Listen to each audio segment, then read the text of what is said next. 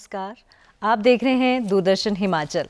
स्वागत है आप सभी का नमस्ते हिमाचल कार्यक्रम में। और दर्शकों, यही कहना चाहते हैं आपसे कि जब भी बांसुरी की धुन बजती है तो हम जो है अपनी सारी परेशानियां हमारी दूर हो जाती है और सभी जो कष्ट है हम भूल जाते हैं।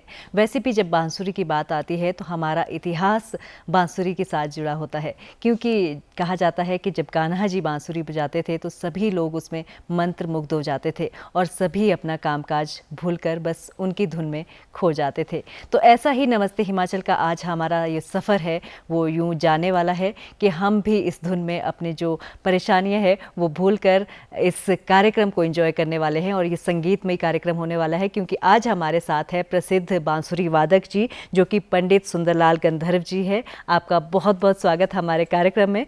और दर्शकों, इनके बारे में बताना चाहते हैं कि लगभग जब ये 5 वर्ष के थे तब से ये संगीत के से जुड़े हैं और बहुत सारे अवार्ड्स इनके नाम है। जैसे कि अगर हम बात करें, गवर्नर अवार्ड इन्हें मिल चुका है, कलाश्री इनके नाम है, शारदा सम्मान और लाइफ टाइम अचीवमेंट अवार्ड भी इन्हें मिल चुका है और बहुत सारे रागों की रचना भी इन्होंने की है। तो इतना लंबा सफ़र है, आज जानेंगे इस कार्यक्रम में। तो सबसे पहले एक बार फिर से आपका स्वागत हमारे दूरदर्शन के कार्यक्रम में। तो सबसे पहले आपसे जानना चाहते हैं कि कैसे आपने बांसुरी वादन की शुरुआत की, संगीत से आप जुड़े। हम मेरा संगीत से जो ताल्लुक़ है जी, हमारा पैतृक संस्कार है जी। मैं गंधर्व खानदान से ताल्लुक़ रखता हूँ और ना जाने कितने अरसे से, ना अनादिकाल से संगीत से ही जुड़ाव रहा हमारे परिवार का। जी। तो जाहिर है पैतृक संस्कार होने की वजह से जन्मजात संस्कार हमारे भीतर भी आ गए और बचपन से ही इस माहौल में पले बड़े हुए। जी। तो ये कह सकते हैं कि बचपन से ही हम इससे हमारा जुड़ाव रहा जी। और ये अभी तक ये सिलसिला जी, जारी यानी हम है। ये कह सकते हैं संगीत आपकी जो पैतृक संपदा है और उसको आपने आगे भी इसी तरह से चलाया हुआ है। हाँ, ये कह सकते हैं जी, बिल्कुल। तो जब आप बहुत छोटी उम्र में थे तब आपने संगीत सीखना शुरू कर दिया था, तो घर में ही आपकी ये संगीत शिक्षा शुरू हो चुकी थी? जी जी, मेरे परम पूजनीय पिताश्री उस्ताद बूटा खां साहब लाहौर पाकिस्तान उनके शागिर्द थे और क्यूंठल स्टेट में वो दरबारी कलाकार थे। जी। उनके सानिध्य में रह करके उन्हें संगीत की शिक्षा अर्जित करी। तो उस माहौल में जब गाते बजाते हुए संगीत के वातावरण में हम भी जब स्वरों को सुनते थे तो जाहिर है वो संस्कार हमारे अंदर आ गए हैं और तब से ही ये सिलसिला जारी है। जी जी जी। तो क्यों ना हमारे जो दर्शक हैं वो भी इस धुन में जो संगीतमय होना चाहते हैं और आपसे एक धुन हम सुनना चाहते हैं। आप कौन सी धुन हमारे दर्शकों को सबसे पहले सुनाना चाहते हैं? हमारी भारतीय संस्कृति में ये है कि जो भी शुरुआत की जाए जी, सरस्वती वंदना से की जाए, बिल्कुल। सरस्वती माँ के नाम से की जाए। तो हमारे संगीत में राग है सरस्वती, जी। तो उन्हीं को समर्पित और उन्हीं की आराधना, उनसे ही आशीर्वाद लेते हुए जी। मैं थोड़ा सा स्वरूप आपको राग सरस्वती का सुनाना चाहूँगा। जी। आशा है आप भी और आपके श्रोता भी उसे प्रवान करेंगे जी। और जो उसमें कोई भूल चूक हो जाए, जी, वो तो संभव ही नहीं है। जी। जो कोई गलती हो जाए उसके लिए क्षमा करना हम कोशिश जी, करते हैं। जी। माँ सरस्वती से भी ये आशीर्वाद मांगते हैं कि बिल्कुल। कृपा करें माँ की वो ठीक तरह से वो निभ जाए और ठीक तरह से हम उसको आपके सामने और आपके श्रोताओं के सामने प्रस्तुत कर सकें। जी।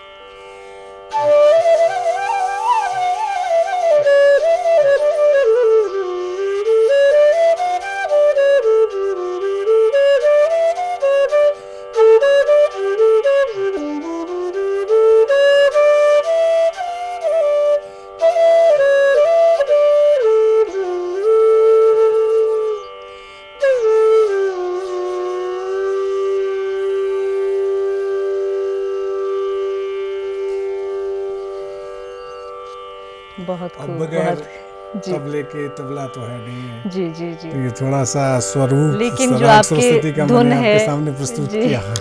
उसी से मंत्रमुग्ध हम हो जाते हैं। जो ये आपकी धुन है, इसी से किसी भी और इंस्ट्रूमेंट की आवश्यकता नहीं लगती। तो जैसे कहा जाता है कि जो बांसुरी में छिद्र होते हैं वो मात्र छिद्र नहीं, हमें जीवन के दर्शन हमें उससे होते हैं। हमने तो सिर्फ सुना है, लेकिन आपने इसे जो महसूस किया है संगीत के माध्यम से, आप क्या कहना चाहते हैं कि जीवन में कितना महत्व रहता है संगीत और बांसुरी का? संगीत तो एक जीवन है। ये तो नाद ब्रह्म की साधना है। नाद स्वयं एक ब्रह्म है, ईश्वर का स्वरूप है जी। और बांसुरी तो फिर एक ऐसा वाद्य यंत्र है जो हमें परमपिता परमेश्वर की कृपा से हमारे जीवन में उतरा और इस धरती पर उतरा। जी। 3 वाद्य यंत्र ऐसे हैं जो अनादिकाल से हमारे साथ जुड़े हैं और ईश्वर ने हमें एक वरदान स्वरूप, उपहार स्वरूप हमें भेंट किए हैं, जी। जिसमें बांसुरी है और शंख है और भगवान शंकर जी का डमरू है। जी जी जी। ये 3 वाद्य यंत्र ऐसे हैं जो हमारी सनातन और संस्कृति से ताल्लुक़ रखते हैं।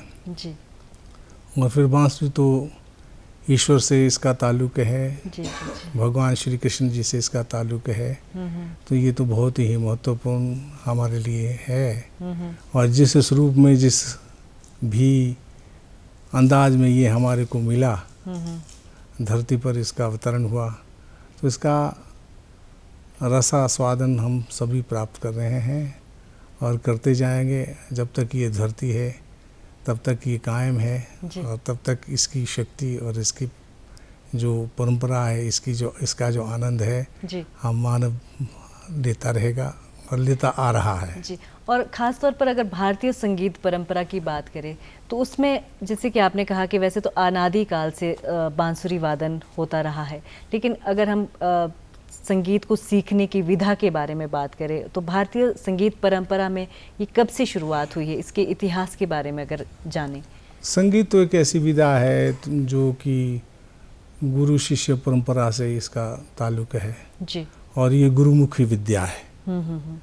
गुरु के सन्मुख रह करके हम इसको सीख सकते हैं और आत्मसात कर सकते हैं जी। हालांकि कोशिश करते हैं, आज आधुनिक युग है, तरह तरह के तरीके संगीत साधना के लिए सामने आ रहे हैं जी। लेकिन ठीक है, वो भी एक कहावत है, एक गालिब जी का मुझे शेर याद आ रहा है कि दिल बहलाने के लिए गालिब ख्याल अच्छा है। जी। जैसे कि YouTube पे सीखते हैं, ना जाने किस तरह के, कई तरह के प्रकार है, ऑनलाइन सीखते हैं जी। तरह तरह के तरीके सीखने के लिए अपना रखे हैं आज के युग में जी। लेकिन वो सही नहीं है। बिल्कुल। वो वही है कि दिल बहलाने के लिए तो ठीक है, लेकिन ये संगीत विद्या जो गुरुमुखी विद्या है जी। गुरु के सन्मुख रह करके इसको हम सीख सकते हैं जी। और जैसे जैसे गुरु का आदेश होता है उसके अनुसार हम अगर इसको आत्मसात करने की कोशिश करें, सीखने की कोशिश करें, अपने जीवन में ढालने की कोशिश करें तो वो एक पुख्ता और एक मजबूत उसकी बुनियाद और हमारे जीवन के लिए एक बहुत ही लाभकारी सिद्ध हो सकता है, ऐसा मेरा अनुमान है। और परंपरा भी ऐसी है। बिल्कुल, बिल्कुल, और इस परंपरा को अपनाना चाहिए और इसके अनुरूप जो भी सीखने वाले हैं वो इसे सीखने का प्रयास करें सही तरीके से। ये आपने बहुत अच्छा कहा, क्योंकि जो अगर हम संगीत परंपरा की बात करें, जितना पुराना इतिहास संगीत परंपरा का है उतना ही गुरु शिष्य परंपरा का भी महत्व है। तो आज के समय में अगर कोई भी संगीत या कोई भी शिक्षा प्राप्त करना चाहता है तो गुरु का महत्व कभी कम नहीं हो सकता। वो हमेशा से ही वो परंपरा कायम है। बिल्कुल बिल्कुल। तो जैसे आपके जीवन में सबसे पहले गुरु आपके पिता थे, तो बाकी आपने और भी संगीत शिक्षा ली कहीं और से भी? पिताजी से ही शुरुआत हुई, परम पूजनीय पिताजी से इसकी शुरुआत हुई और हमने सीखा जी। लेकिन वो सिलसिला ज़्यादा अरसा नहीं चल सका क्योंकि 11 साल की अल्प आयु में ही पिताजी का स्वर्गवास हो गया था। तो हमारी शिक्षा बड़ी अधूरी रही इस लिहाज से। लेकिन ये है कि तब तक हमारे जीवन में 11 साल की उम्र तक बहुत अच्छे इसके संस्कार स्थापना इसकी हो गई थी, गहराई इसकी हमने महसूस करना शुरू कर दिया था कि भाई ये कुछ ऐसी विधा है, ऐसी संगीत विधा है और ये एक आनंद देने वाली चीज़ है जो जीवन को एक सही दिशा में ले जा सकती है। इस तरह का एक बुनियाद जो है वो बन चुकी थी। उसके पश्चात हमारे यहाँ शिमला में जी। मेरा ताल्लुक हिमाचल से ही है, हिमाचल में मेरी जन्मभूमि है जी। तो शिमला में एक वो संगीत कला मंदिर होता था, काले कला मंदिर। जी जी जी। उसका हिमाचल में बड़ा भारी योगदान रहा है संगीत के प्रचार और प्रसार के लिए। बहुत अच्छे शागिर्द उनके यहाँ से पैदा तैयार हुए हैं, गुरु काले जी के यहाँ से। तो उनके सानिध्य में, उनके संपर्क में हम आए जी। और सीखना शुरू किया काले कला मंदिर में। और सीखते सीखते सीखते फिर हम सरकारी सर्विस में भी आ गए जी। बड़े हो गए थे। तो सरकारी सर्विस में आने के बाद तो फिर ये सिलसिला चलता रहा जी। चलता रहा। ये कह लीजिए कि मैंने 40 साल भारत सरकार की सेवा करी है जी। जिसमें कि 11 साल की सर्विस मेरी सॉन्ग एंड ड्रामा डिवीज़न की रही है, गीत और नाटक प्रभाग। जी जी। उसमें मैं रहा हूँ। उसके बाद मैं आकाशवाणी में चला गया। जी। तो पूरे कुल मिलाकर के 40 साल के लगभग, थोड़े से कुछ कम कह सकता हूँ, लेकिन ये है कि 40 साल के लगभग मैंने ये सेवा करी आकाशवाणी की जी। और उसके बाद हम सेवा निवृत्त हुए जी। इससे पहले कि ये जो कार्य का सिलसिला शुरू हुआ, जो जो आपने काम किए, कहाँ कहाँ आपने जॉब की, जो आपकी जो प्रारंभिक शिक्षा है उसके बारे में जानना चाहते हैं कि वो भी हिमाचल से ही हुई और कहाँ से हुई, कैसे कैसे आपने शिक्षा प्रारंभिक शिक्षा तो हिमाचल से ही हुई जी। पिताजी से हुई, गुरु काले कला मंदिर से हुई। फिर हम song and drama division service में आए। उसके दौरान सॉन्ग एंड ड्रामा डिवीजन की ये परंपरा रही है कि जगह जगह जा करके परफॉर्मेंस करने, टूर करने, कार्यक्रम करने। ये देख लीजिए कि सिलसिला सॉन्ग एंड ड्रामा डिवीजन का ये रहा कि साल में हम कम से कम कोई 8 महीना तो टूर पर ही रहते थे जी। भारत सरकार का ये विभाग रहा है, सभी जानते, बड़ा फेमस विभाग रहा है और है, अभी भी है। हालांकि कुछ समय के अनुसार परिस्थितियां ऐसी बदल गई कि बहुत सारे परिवर्तन आकाशवाणी में भी, दूरदर्शन में भी, सॉन्ग एंड ड्रामा डिवीज़न में भी बहुत सारे परिवर्तन आए। तो वो कुछ समय अलग था और ये कुछ समय कुछ अलग है। तो उस वक्त टूर प्रोग्राम के दौरान एक प्रोग्राम हुआ था बड़ा अच्छा, दिल्ली में हुआ था, जिसका नाम था सॉन्ग एंड ड्रामा डिवीजन के sound and light and sound का प्रोग्राम हुआ था वो। जी जी जी। वो कम से कम कोई चला था, कोई 6 महीने तक लगातार चला था और पुराना किला दिल्ली में हुआ था ये कार्यक्रम जी। उसमें हिमाचल की भी टीम, जो शिमला में हमारा सेंटर था सॉन्ग एंड ड्रामा डिवीज़न का, उसका यहाँ से टूर बना गवर्नमेंट की तरफ से और हम भी उसमें भाग लेने के लिए चले गए। तो वहाँ पर लाइट एंड साउंड प्रोग्राम में कार्यक्रम किया और यूं तो प्रोग्राम करते रहते थे। साल में 8 महीने प्रोग्राम करना और ये नियम होता था कि भाई 1 महीने में 20 परफॉर्मेंस करनी है। तो बहुत लंबा सिलसिला है कार्यक्रम का, जिसको गिना नहीं जा सकता, हजारों की संख्या में। लेकिन जीवन में बहुत बड़ा परिवर्तन आया दिल्ली जा करके। जब लाइट एंड साउंड के प्रोग्राम में हम गए तो वहाँ पर हमारी मुलाकात, क्योंकि ना वहाँ कम से कम कोई उस प्रोग्राम में कोई हज़ारों की संख्या में कलाकार थे जो का प्रोग्राम हो रहा था, जिस कार्यक्रम का नाम था बढ़ते कदम, जिसमें कि ये दर्शाया गया था कि सन 47 मतलब अंग्रेज़ों के टाइम से लेकर के भारतवर्ष की गतिविधियाँ क्या रही है और कल्चरल क्या रहा है और कैसे कैसे हमने आज़ादी हासिल करी है और आज़ादी के लिए संघर्ष कैसे किया है। ये सारी स्टोरी थी सन 1947 तक की स्टोरी थी, उसमें भारतवर्ष के आज़ाद होने तक की स्टोरी थी। और ये पुराना किला दिल्ली में ये कार्यक्रम होता था, रात के समय कार्यक्रम होता था। बहुत ये इतना ज़बरदस्त कार्यक्रम था ये कि लोग सिनेमा हॉल में जाना इतना पसंद नहीं करते थे कि जिंदा इस कार्यक्रम में आना पसंद करते थे। इस तरह के ये ध्वनि और आकार इसका प्रकाश का ये कार्यक्रम बहुत ही फेमस रहा है। अब तो इसका इतना अच्छा सिलसिला नहीं है। तो उस दौरान हमारी मुलाकात गुरुजी से हुई। मेरे परम पूजनीय गुरुजी बनारस घराने के पंडित विष्णु प्रसन्ना जी, उनका सानिध्य प्राप्त हुआ। जी बड़ी रोचक घटना है।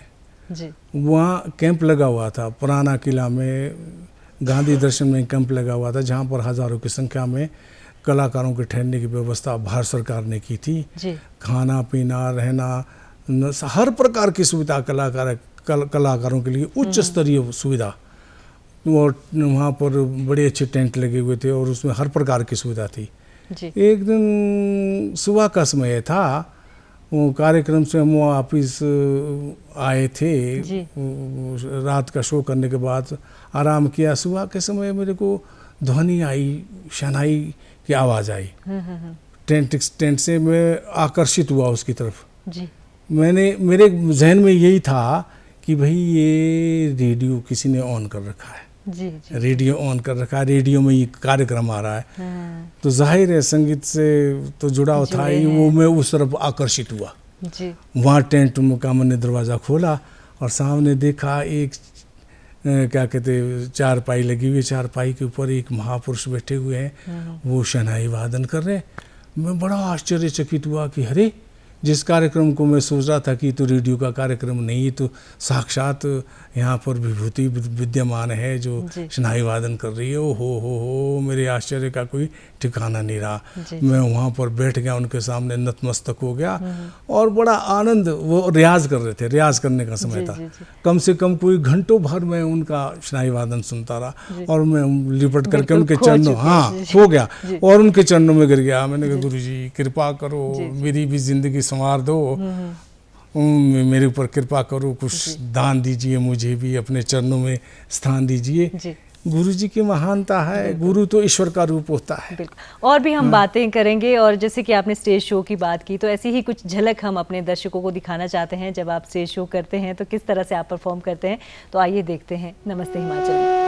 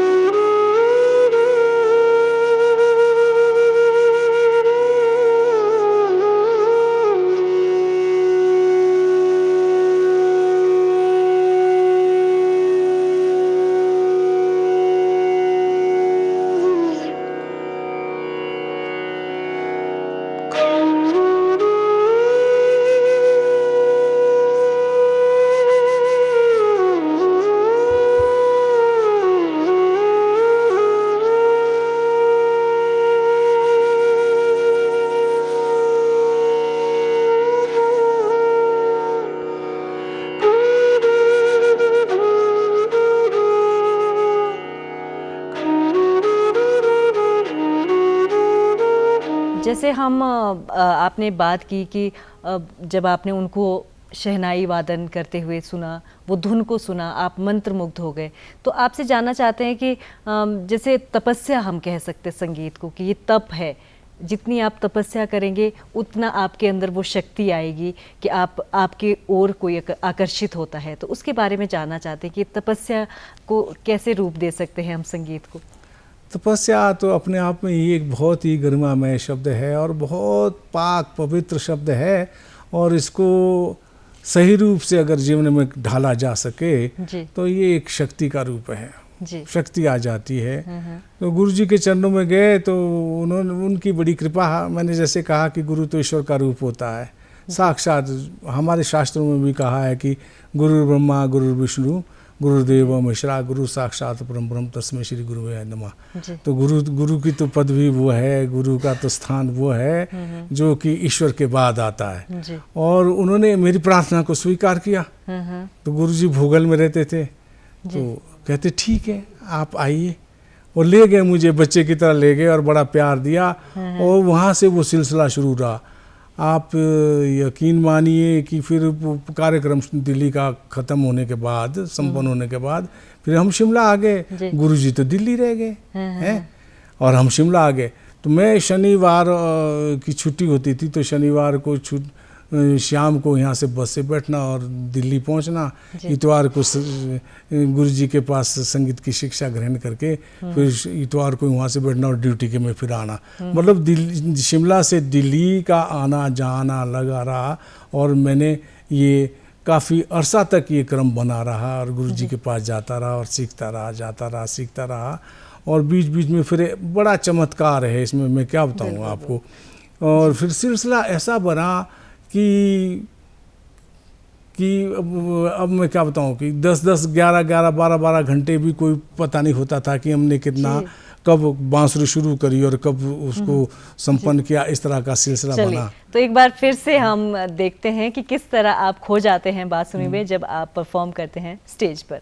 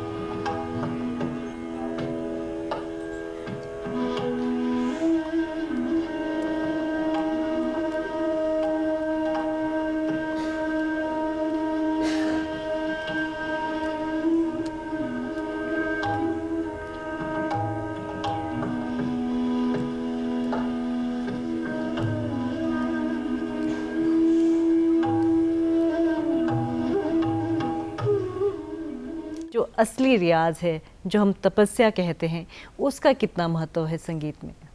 गुरु जी के कथनानुसार जो हमें शिक्षा मिली, उनके कहने के अनुसार ये है कि भाई अच्छा बांसुरी वादक बनने के लिए प्रतिदिन कम से कम कोई 4 घंटे अभ्यास करना चाहिए जी। कम से कम और ज़्यादा से ज़्यादा 10-12 घंटे जितना कोई कर सके उतना करना चाहिए जी। तब जा करके आप बांसुरी का रियाज और बांसुरी का जो फूंक का तालमेल है, जो इसमें जो बारीकियां हैं, उसको सही तरह से सिद्ध कर सकते हैं जी। और तब जा करके वो बात सामने बन करके आ सकती है जिसके लिए बांसुरी फेमस है और बांसुरी की जो गरिमा है वो कायम दायम रह सकती है जी। अगर इतना नहीं कर सकते हैं तो मुश्किल है, फिर तो ठीक है, चलेगा वो जी। भी गुजारे के लिए फिर चलेगा। जी, जी, जी। और ऐसा अक्सर होता है कि थोड़ा बहुत अभ्यास किया फिर छोड़ दिया तो फिर उसका रिजल्ट भी, उसके परिणाम भी ऐसे ही होते हैं। जैसे कहते भी है कि भाई जितना गुड़ डालोगे उतना मीठा होगा। जी जी। ये तो तपस्या है। एक बार फिर से हम दर्शकों को आपके धुन के माध्यम से आपकी मुलाकात करवाना चाहते हैं और चाहते हैं कि आप एक और धुन हमारे दर्शकों को सुनाएं। जी। तो बगैर तबला तो नहीं है, बगैर तबले से एक आलाप के रूप में ही थोड़ा बहुत जी सुना सकते हैं।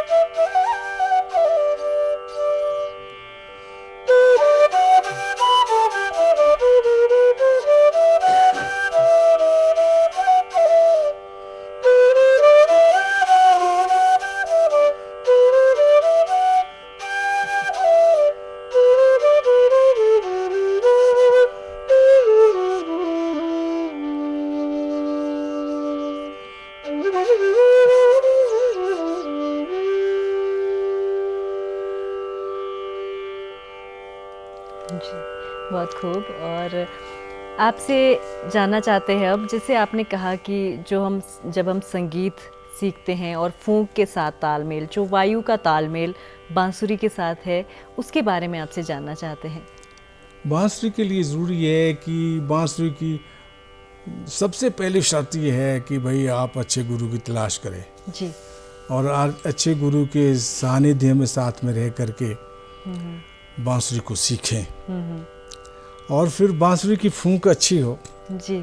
बांसुरी की पकड़ अच्छी हो और बांसुरी की अच्छी फूंक अच्छी पकड़ के साथ और अच्छे गुरु के सानिध्य में रह करके अगर इसको सीखा जाए तो इसकी बारीकियों को ठीक ढंग से जाना पहचाना जा सकता है, और नहीं तो बड़ा मुश्किल है। जी जी जी। कहने के लिए तो ये है कि भाई ये छोटा सा साज है, इसमें देखो मात्र 3 उंगलियों के लिए नीचे सुर बने हुए, 3 उंगलियों के लिए ऊपर सुर, 6 सुराख है, 7वां सुराख बना हुआ है जी जी। फूंक मारने के लिए। बिल्कुल। बड़ा सरल सा लगता है, बड़ा छोटा सा साज है, कहीं भी ले जाओ उठा करके, कोई कठिनाई नहीं है, लेकिन आप यकीन मानिए, मेरा जो अनुभव कहता है, जो मैंने अभी तक देखा समझा है, मेरी 75 साल की उम्र हो गई है जी। सन 50 का मेरा जन्म है। मैंने इसको जो समझा है और जाना है, दुनिया का सबसे कठिन साज है। बिल्कुल, हम ये कह सकते हैं और समझ सकते हैं। दुनिया का सबसे कठिन साज है, इसको साधना बहुत ही मुश्किल है, बहुत ही मुश्किल है, क्योंकि इसमें इतनी बारीकियां हैं कि जैसे मैंने ये साफ फूका यहाँ पर, ये डायरेक्शन है मेरी, है इसके साथ मेल खा रहा है स्वर पेटी के साथ। अब अगर फूंक का दबाव ज्यादा पड़ गया जी, तो फूंक के दबाव के साथ ये स्वर इसका चढ़ जाएगा, इसके साथ मेल नहीं खाएगा। अगर फूंक का दबाव कम पड़ा तो बांसुरी का स्वर उतर जाएगा। हालांकि इसमें कोई परिवर्तन कुछ नहीं हुआ। जी जी जी। फूंक के वजन से, फूंक का वजन ज्यादा पड़ा तो स्वर चढ़ जाएगा, फूंक का वजन कम पड़ा तो स्वर उतर जाएगा। अगर बांसुरी थोड़ी सी बाहर को हो गई तो चढ़ जाएगी, बांसुरी अगर थोड़ी सी अंदर को हो गई तो उतर जाएगी।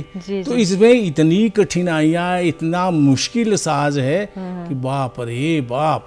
और फिर जब ये सद जाता है तो इससे मीठा साज भी कोई नहीं है। बिल्कुल बिल्कुल, कोई भी नहीं है जी। इससे मधुर साज भी कोई नहीं है और इससे कठिन साज भी कोई नहीं है। तो मैं तो ये कहता हूँ अपने अनुभव पर जी, अपने अनुभव के आधार पर कि भैया अगर कोई बांसुरी सीख रहा है जी, तो सोच समझ करके सीखे, अच्छे गुरुजी के पास जा करके सीखे और इसकी बारीकियों को समझ करके सीखे। जी, हैं? यानी ये साधना है और इसे साधना बहुत ज्यादा मुश्किल है, इतना आसान नहीं है जी, ये। जी, जी, और फिर इसमें रस पैदा करना, जी, इसमें आनंद पैदा करना। और फिर संगीत की तो कई विधा है, और जैसे तंत्रकारी है, गमक है, बांट है, घसीट है, तो गायकिंग पैदा करना, तो कई तरह की बारीकियां हैं जो जिनको साथ लेकर के, जिनको साध करके इसमें जो है ना अच्छा मनमोहक संगीत को सुना जा सकता है। जी। तो जैसे अभी आपने छिद्र के बारे में बताया, और जो भी हम संगीत वाद्य यंत्र की जब हम बात करते हैं तो 7 सुरों की बात आती है, तो क्या बांसुरी में भी सेम वही 7 सुरों का संगम कहा जाता है? इनका क्या महत्व है बांसुरी? 7 ही सुर तो है संगीत में जी, है? 7 सुर है, और रे गा धानी कोमल है, माँ तीव्र है, तो 12 बन जाते हैं। जी जी जी, मिला करके शुद्ध स्वर 7 ही है। और इसको साधने के लिए ही, जी, इन 7 स्वरों को साधने के लिए और इनके विकृत स्वरों को साधने के लिए जो 12 है, 12 स्वर सारे गा मा पा धा नी सा, रे गा धानी कोमल और मा तीव्र 12 बन जाते हैं, और 12 स्वरों की 22 श्रुतियां बन जाती है। जी, इनको साधने के लिए, इनको आत्मसात करने के लिए, इनका शुद्ध स्वरूप जानने के लिए मेरे गुरुजी कहा करते थे, मेरे पूजनीय गुरुजी, मैं आपके साथ साझा कर रहा हूँ, वो कहा करते थे, सुंदर बेटा, इस तरह से बोलते थे, सुंदर बेटा। हम बोल रहे थे, हम भी चंचल तो होते हैं, बच्चे तो चंचल होते ही है, तो कभी कभी चंचलता में गुरुजी से ऐसी बात कह देनी हमने जो कि एक गुरुजी की गरिमा के अनुरूप नहीं है, लेकिन गुरु है पिता है, जी ईश्वर का रूप है, वो समझते हैं कि वही बच्चे हैं, जी इनको मैं नहीं समझाऊंगा तो कौन समझाएंगे। बिल्कुल। वो गुरु की अपनी शान है। तो वो कहा करते थे, गुरुजी, हम कहते थे कि गुरुजी बड़ा ये ऐसा हो रहा है वैसा हो रहा है, कुछ अपनी समस्या सामने रखनी। अरे बेटा, सुंदर बेटा, तुम ये सोचते हो कि तुम 4 दिन में या 1 साल में या 2 साल में इसको सीख लोगे, नहीं जी इसके लिए 300 साल चाहिए। जी गुरुजी 300 साल? हाँ, 3 जन्म के बाद कहीं ये सदती है बांसुरी, ये 3 जन्म लेने पड़ेंगे, इससे पहले आप इसको साध नहीं सकते। हैं? गुरुजी हद से हद इंसान 100 साल जीता है, 100 साल में भी, 100 साल की उम्र में भी किसी काम का उसका शरीर नहीं रहता, तो कैसे होगा? यही तो बात है। एक जन्म, शुरू का जन्म आप लोगे तो आप गुरुजी को ढूंढोगे, संगीत को पहचानने की कोशिश करोगे, संगीत का अभ्यास करोगे, फिर मर जाओगे, वो जन्म गया, फिर दोबारा जन्म लोगे तो पिछले कर्म जन्म का जो संचित जो भाग्य है, जो संचित किया है आपने, जो मेहनत करी है, उसको मिला करके कुछ थोड़ा सा और उसमें इजाफा हो जाएगा, वो 100 साल भी गए, और तीसरा जो 100 साल आएगा उसमें आपका कहीं नाम रोशन होगा, दुनिया में आप नाम कमा सकते हैं, लोगों को अच्छा लगेगा। फिर वो कहा करते थे।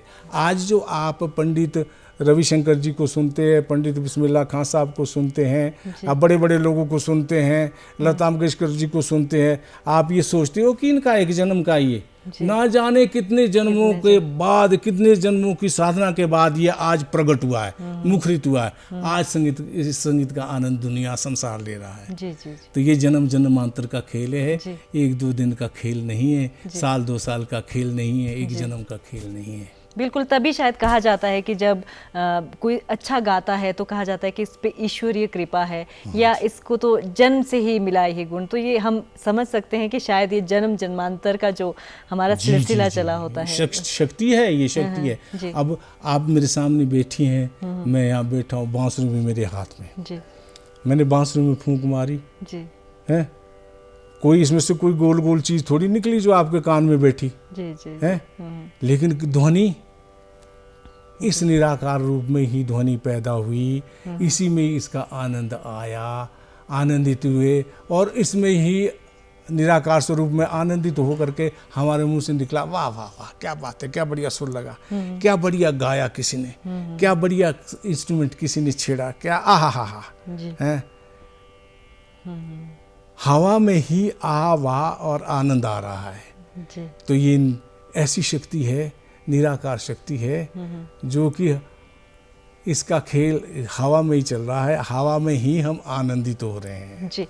जैसे आपने अपने गुरुओं की बात की, जब आपने सीखा, आप भी चंचल थे, या फिर अब जब हम शिक्षा लेने की बात कहते हैं तो बोलते हैं कि अच्छा गुरु तब बन सकते हैं जब आप अच्छे शिष्य हैं, लेकिन अब तो आपने बहुत सारे अपने शिष्य भी बना चुके हैं आप, तो आप क्या कहना चाहते हैं कि आप किस तरह के शिष्य थे और किस तरह के गुरु आप बने, और क्या आपको भी उतनी ही साधना आज के शिष्य में मिलती है जब आप बच्चों को आगे सिखाते हैं? देखिए जी, ऐसा है, जब हम देखते हैं आजकल जी, क्योंकि ना मैं भी अभी शिष्य हूँ जी, हाँ, और शिष्यों को मैं शिष्य नहीं मानता जी, मैं अपने शिष्य को भी गुरु मानता हूँ जी। मैं शिष्य से भी सीखता हूँ, ये मेरी नेचर है जी। है, वो प्रयास करते हैं, मेहनत करते हैं बच्चे, मेरे पास सैकड़ों बच्चे आते हैं और बड़े ऊंचे ऊंचे मुकाम पर पहुँचे हुए हैं, ऐसे बच्चे जिन्होंने मेरे साथ रह करके, कोशिश करके, अपनी साधना परिश्रम करके, कठोर परिश्रम करके ऊंचे ऊंचे मुकाम पर पहुंचे हुए हैं, ऐसे बच्चे हैं। जब उनको मैं सुनता हूँ तो मैं शिष्य के रूप में उनको नहीं सुनता, मैं उनको गुरु के रूप में सुनता हूँ कि भाई क्या बात है, कितनी अच्छी बात कही, ये तो मेरी समझ में भी नहीं आया जो इन्होंने बात कह दी साज में या अपने संगीत में बात कह दी। लेकिन आज ये विडंबना भी अपनी जगह सही है, जैसे आपने कहा कि आज के युग में धैर्य नहीं है जी, सब्र नहीं है बिल्कुल, जबकि संगीत के लिए बहुत सब्र की, बड़ी धैर्य की आवश्यकता है। अगर धैर्य है, सब्र है, शिष्य के अंदर, जी। नवोदित शिष्य के अंदर अगर धैर्य है, सब्र है, तो वो कुछ प्राप्त कर सकता है। लेकिन बेसब्री ज़्यादा देखने को मिलती है। जी। ऐसे ऐसे भी बच्चे आते, गुरुजी आज हमने सीखना शुरू किया, 3-4 महीने में हो जाएगा जी। या साल में हो जाएगा, 6 महीने में तो अच्छा हो हो ही जाएगा। जाएगा। तो हम बड़े प्यार से कहते हैं कि भाई आप कोशिश करके देख लो, जी जी जी। प्रयास करके देख लो, 6 महीने में होता है या साल में होता है या 3 साल में होता है, प्रयास करते रहो। जी। हैं? तो धैर्य की कमी महसूस करता हूँ आज के युग में, जी। लेकिन धैर्यवान बच्चे भी बहुत हैं। बहुत। जी। हैं? तो कुल मिला करके अगर ये कहा जाए, अगर 100 बच्चे हैं, 100 शिष्य है, तो 100 में एक शिष्य ऐसा है जिससे कि उम्मीद बनती है भविष्य की। जी। 99 बच्चे ऐसे हैं, 99% जिनसे उम्मीद की भी जा सकती है, हो भी नहीं सकती। जी जी। वो सब्र की बात है ना, है नहीं है सब्र। बिल्कुल, आगे वही जाएगा जो जिसमें धैर्य, सब्र और साथ में इसको सीखने की जो शक्ति है वो होगी, हाँ, लगन होगी, जी। श्रम करने की लगन होगी, मेहनत करने की लगन होगी, कठोर परिश्रम करने की का मादा होगा, वो निकल सकता है, इसमें कोई नहीं है। जी जी। क्योंकि ये किसी की जागीर नहीं जी। है। अगर ये समझे ना कोई संगीत को कि ये मेरी जागीर है, जी। मेरी भूपौती है, मेरा इसके ऊपर अधिकार है, ना ना ना, ये किसी का नहीं है, परमात्मा का है जी। और परमात्मा का था और परमात्मा का रहेगा। जी। ईश्वरीय कृपा होगी तो ये सिद्ध हो सकता है, ईश्वरीय कृपा नहीं है तो ये सिद्ध नहीं हो सकता है, आप चाहे कितने भी हाथ पैर मारो। जी। तो जैसे हमने आपके बारे में पढ़ा है, आपने बहुत सारे रागों की रचना भी की है, उनके बारे में जानना चाहते हैं कि उसमें किस तरह की बारीकियों की आवश्यकता होती है, और जो आपने राग की रचना की है वो आपने कब से शुरू की? देखो, राग की रचना के सिलसिले में ये, जैसे मैंने अभी थोड़ी देर पहले कहा कि ये ईश्वरीय कृपा है। कभी संगीत साधना करते करते, अभ्यास करते करते, जब संगीत साधना में अभ्यास करते करते कई स्वरों का ऐसे स्वर सामने प्रकट हो जाते हैं, इस निराकार से, इस ईश्वर की कृपा से, अदृश्य शक्ति से ऐसे स्वर अपने आप ही दिमाग में आ जाते हैं जो कि दिमाग को एकदम झंकृत करते हैं, और ये महसूस होता है कि ये तो कोई नई चीज़ है, ये तो नया महसूस हो रहा है, ऐसा तो पहले नहीं, आज तक नहीं हुआ ना, ऐसा स्वर समूह सामने कभी प्रकट हुआ, ये कुछ नया लगा। बस ये है कि ईश्वर की कृपा से ही उसको पकड़ लिया, उसको समझ लिया, फिर उसका शोध किया, फिर मिलाया। वैसे तो हमारे शास्त्र में, संगीत शास्त्र में 6 राग और 36 रागनियाँ हैं जो शास्त्र में है, लेकिन इसके साथ एक बात और है कि भाई संगीत तो अथाह सागर है, इसका तो ना आर ना पार, बेअपरंपार है। अगर ये बेअपरंपार है, अथाह सागर है, तो 6 राग और 36 रागनियों में ये सीमित नहीं हो सकता, उसमें ना जाने क्या क्या छिपा है। बिल्कुल है? बिल्कुल। ईश्वरीय कृपा हो तो उसके भीतर से कोई ना कोई चीज़ नई मिल जाती है। जी। तो ऐसे ही मुझे भी कुछ नई चीज़ें मिली, जिसको फिर ईश्वरीय कृपा से, गुरु के आशीर्वाद से नया नाम भी दिया। तो मैं ये कह सकता हूँ कि गुरु जी की कृपा से, ईश्वर की कृपा से 25-26 नए रागों की ऐसी रचना हुई है। फिर उसका शोध किया कि भाई ये कहीं मेल खाते हैं कि नहीं खाते हैं, किसी के साथ ताल्लुक़ रखते हैं कि नहीं रखते हैं। तो फिर जब देखा, सैकड़ों रागों में जब देखा, शोध किया उसका, तो वो अलग लगे। तो अलग लगने के साथ साथ उसको फिर ये कहा जा सकता है कि प्रभु ये तो आपका प्रसाद है, ये वास्तव में अलग है जी। तो उसको अलग नाम दिया। तो ऐसी रचना होगी तो ईश्वर की कृपा है। बिल्कुल, है? तो ऐसी कृपा है तो प्रभु का प्रसाद है, मिला है, तो संगीत जगत के सामने है। जब रागों की बात आती है तो जब हम संगीत को पढ़ते हैं और हमें पता चलता है कि जब हम इतिहास के बारे में सुनते हैं कि जो हमारी संगीत परंपरा है, राग थे, उसमें इतनी शक्तियाँ थी कि अगर बहुत सारे जो हमारी जो आज के समय की बीमारियों की बात करें तो उनको ठीक करने का जो तरीका था वो भी रागों के माध्यम से होता था। तो उनके बारे में जानना चाहते थे कि किस तरह की शक्तियाँ वो रागों के माध्यम से संगीत में होती थी। भाई ऐसा है ना जी। थोड़ा सा देखिए इसमें फर्क क्या पड़ा। फर्क ये पड़ा जो पुरातन सनातन हमारे बुजुर्ग हुए हैं जी। उनके संगीत में इतनी सच्चाई जी। और तपस्या की इतनी शक्ति कि जिससे जले हुए दीपक भी बुझे हुए दीपक भी जल गए जाते हैं। जी। इतिहास साक्षी है। जी। और आसमान साफ है और बारिश हो गई। जी, जी, जी। राग मेघ गाया तो बारिश हो गई, राग दीपक गाया तो बुझे हुए दीपक जल गए। जी। तो वो तपस्या की शक्ति जी। और उनकी सच्चाई की संगीत साधना की जो सच्चाई है उसकी शक्ति जी। वो थी। जी। वो शक्ति। बिल्कुल। आज क्या फर्क पड़ा? आज फर्क ये पड़ा कि व्यावसायिक हो गया। जी।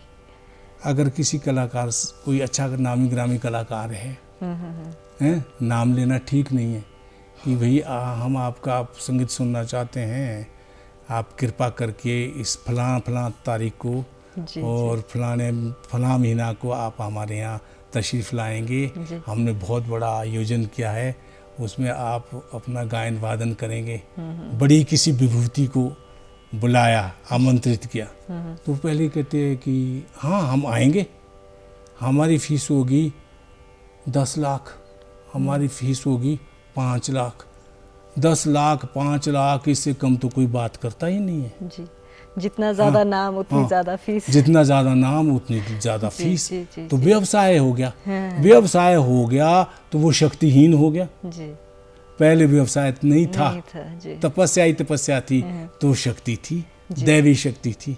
तो दैवी शक्ति का हासिल यहाँ पर हो गया जहाँ पर व्यवसाय बीच में आ गया। अभी व्यवसाय की भी जरूरत है भाई। बिल्कुल। अगर आज देखा जाए अब वो कलाकार तो ऐसे थे कि भैया ये तो कलाकार है, अरे इसके लंबे लंबे बाल और फकड़ है, इसका तो कुर्ता फटा हुआ है, इसका ये मतलब इस दयनीय स्थिति में ये आर्टिस्ट है। भाई आज आर्टिस्ट को टेलीविज़न भी चाहिए, बढ़िया सूट वूट भी चाहिए, हैं चमक दमक भी चाहिए। तो अब चमक दमक तो तभी आएगी तो लक्ष्मी का और सरस्वती का मेल, इसलिए टकराव होता है हमेशा ही लक्ष्मी और सरस्वती में। जी। हैं और आवश्यकता के अनुसार, समय के अनुसार ये ज़रूरी भी है। और जो शक्ति पहले थी जो रोग को भी ठीक कर लेती थी, जी, जी। इतिहास साक्षी है, रोग ठीक हो जाते हैं। और वर्तमान युग तक इसकी मिसाल है अभी तक। जी। ये 5-6 महीने पहले की बात है, एक ऐसी मिसाल है कि जो बड़ी हैरान कर देने वाली मिसाल है। तो सर बहुत अच्छा लगा, बहुत अच्छी जानकारी आपने साझा की और आपने इतनी अच्छी संगीत की बारीकियां हमें हमारे दर्शकों के साथ साझा की कि मन करता है कि आपको यूं ही सुनते रहे। तो नमस्ते हिमाचल कार्यक्रम में हम आपको एक धुन के साथ छोड़े जाएंगे और हम चाहते हैं, आपसे गुजारिश करते हैं कि दर्शकों को एक जाते जाते प्यारी सी धुन सुनाइए ताकि वो भी पूरे दिन जो है उनका वो आनंदमयी हो जाए, संगीतमयी हो जाए।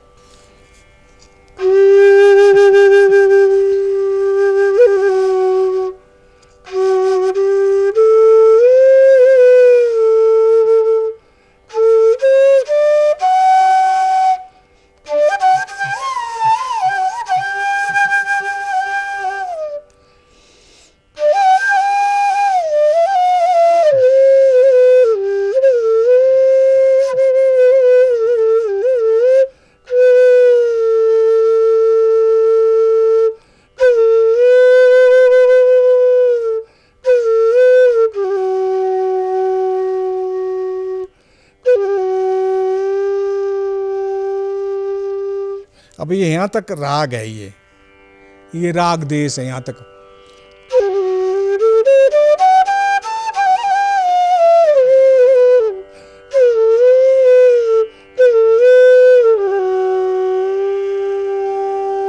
ये राग आ गया। अब हिमाचल का लोकगीत देखिए,